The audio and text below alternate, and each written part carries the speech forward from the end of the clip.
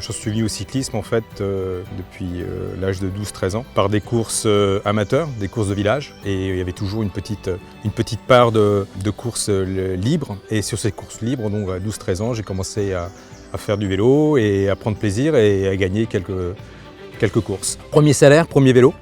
Un très beau vélo Cadex carbone. Donc puis là, j'ai pu m'exprimer un peu plus dans la discipline. Depuis quelques années, j'ai repris avec des amis. Et c'est ce cercle d'amis en fait qui t'amène à pouvoir te dépasser et puis pratiquer du vélo, surtout le week-end. Je suis venu au vélo tout petit déjà.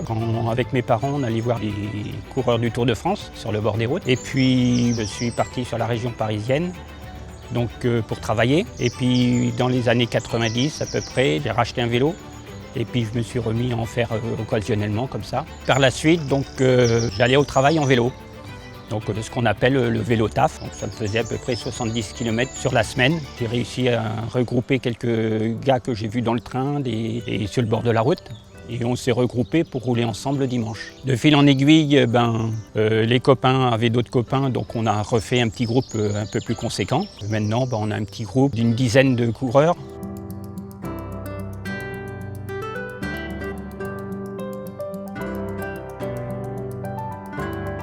Donc c'est pas un sport qui se pratique seul, le cyclisme. Le cyclisme en amateur tel que l'on fait, c'est d'abord une amitié, c'est une rencontre de gens, de passionnés. Et c'est ce qui nous permet de retrouver, de nous motiver et d'avancer, de progresser, de faire des parcours différents, du plat, de la bosse, de la montagne.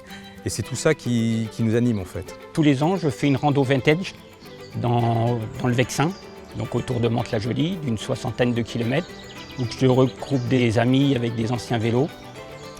On fait une petite sortie de 60 km et puis l'après-midi, au retour, on fait un pique-nique à la maison et puis on discute de vélo, tout ça.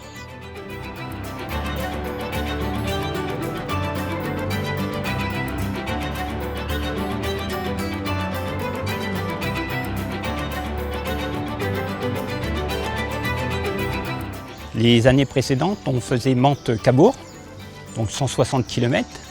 Et j'ai un copain qui était un peu plus faible question au niveau physique que nous. Et puis il avait peur de venir. Et en fin de compte, on l'a quand même poussé. Il est venu avec nous et il a réussi à faire ses 160 km. Bon, arrivé à Cabourg, il était fatigué. Mais moi, c'est que j'ai été content, c'est d'avoir poussé un copain à aller plus loin que ce qu'il pensait physiquement.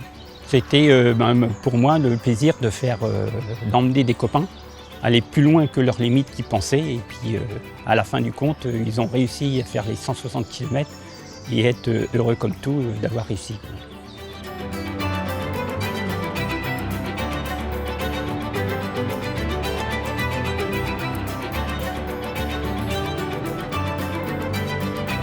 L'année dernière, avec un ami à nous, avec qui on roule, on s'est motivé, puisque de toute façon je ne l'aurais pas fait tout seul. On a traversé du nord au sud du Portugal, on a fait 738 km en 6 jours, à 9000 mètres de dénivelé.